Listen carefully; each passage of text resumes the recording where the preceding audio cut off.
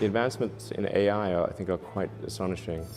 I mean, I think it reaches the threshold where it's as smart as the smartest, most inventive human, then, I mean, it really could be a matter of days before it's smarter than the sum of humanity.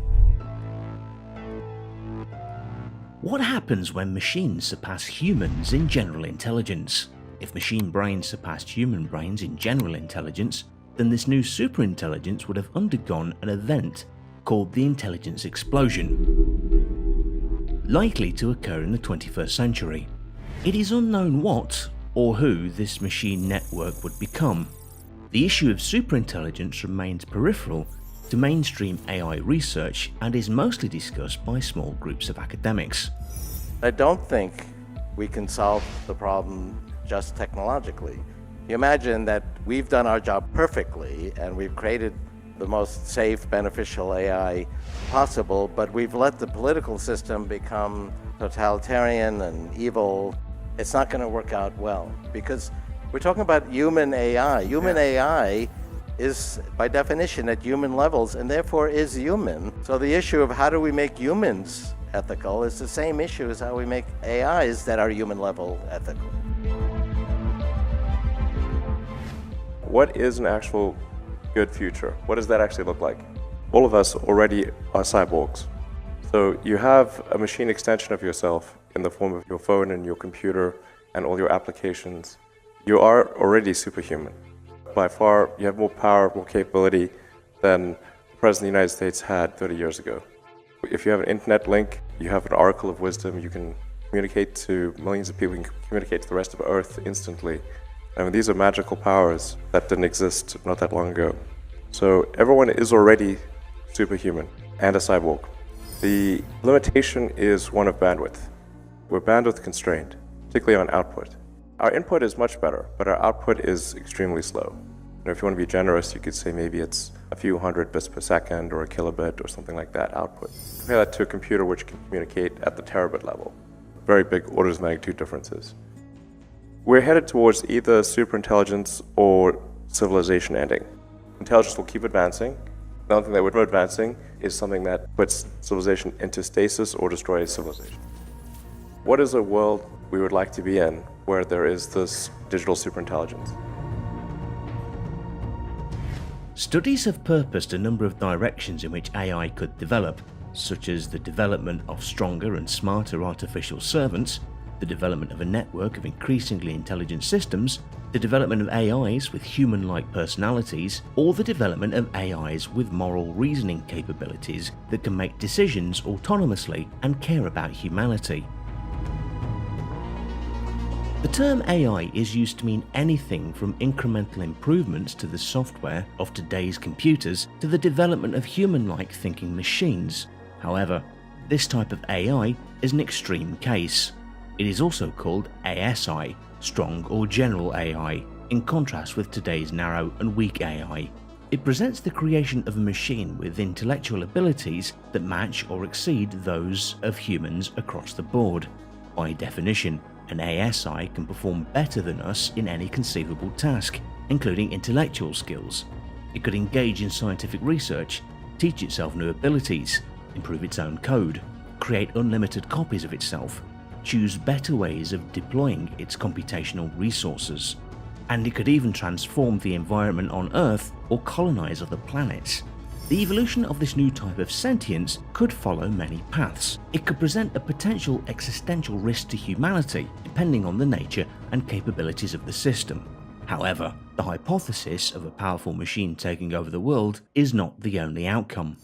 But there are really two sides to that. So one is getting rid of a lot of the negatives, that, like the compassionate use to cure diseases and all other kinds of horrible miseries that exist on the planet today. So that is a large chunk of the potential. But then beyond that, if one really wants to see what the positive things are that could be developed, I think one has to think outside the constraints of our current human biological nature. It's unrealistic to imagine a trajectory stretching hundreds of thousands of years into the future. We have superintelligence, we have material abundance, and yet we are still these bipedal organisms with 3 pounds of gray TC matter. All of these basic parameters that sort of define the human game today, I think, become up for grabs in this future. Philosopher Nick Bostrom lays the foundation for understanding the future of humanity and intelligent life.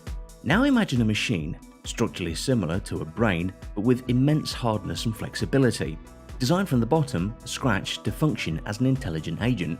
Given sufficiently long time, a machine like this could acquire enormous knowledge and skills, surpassing human intellectual capacity in virtually every field. At that point, the machine would have become super intelligent. With other words, the machine's intellectual capabilities would exceed those of all of humanity put together by a very large margin. This would represent the most radical change in the history of life on Earth.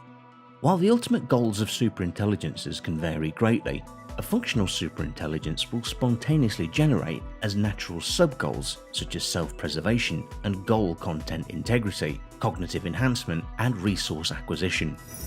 There are three overlapping revolutions that people talk about: GNR, genetics, biotech, nanotechnology, and robotics, which is AI. There's a difference with AI in that there really isn't foolproof technical solution to this. You can have technical controls on, say, nanotechnology. One of the guidelines is it shouldn't be self-replicating. If you have an AI that's more intelligent than you and it's out for your destruction, or it's out for the world's destruction, and there's no other AI that's superior to it, that's a bad situation. According to Ray Kurzweil, this is a type of artificial intelligence system that acts like it has a mind, regardless of whether a philosopher would be able to determine if it actually has a mind or not. ASI is often associated with traits such as consciousness, sentience, sapience, and self-awareness observed in living beings. However, these are not necessarily characteristics of an ASI. An ASI may be non-conscious to various degrees, even if it has some degree of consciousness. It could have a non-human nature, such as a radically different mental contents from a human mind. Kurzweil described an ASI as a machine that passes what he calls the Turing threshold, the point at which the machine's intelligence will be so far superior to people that any interaction between human and machine would raise the question of whether the machine is in control.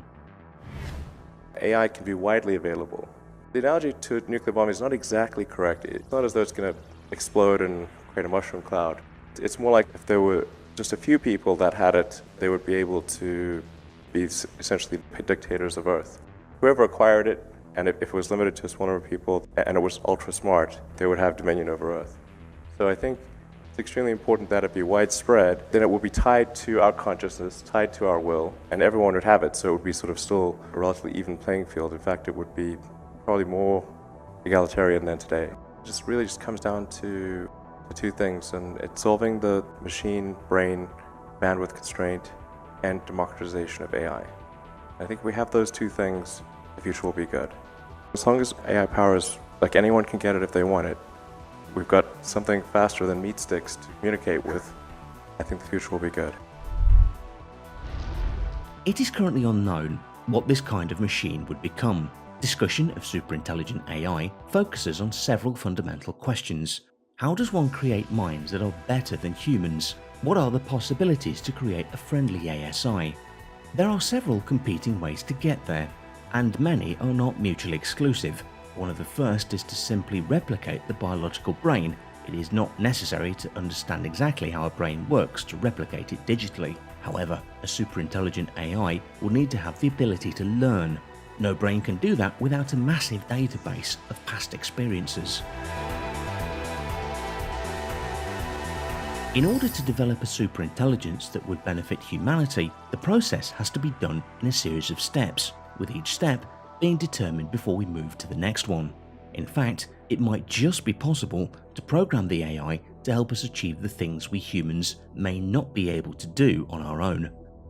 It's not simply being able to create them and learning how they've been commanded, but it is interacting with them and evolving ourselves at the same time.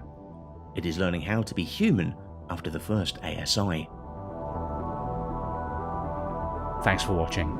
Did you like this video? Then show your support by subscribing, ringing the bell, and enabling notifications to never miss videos like this.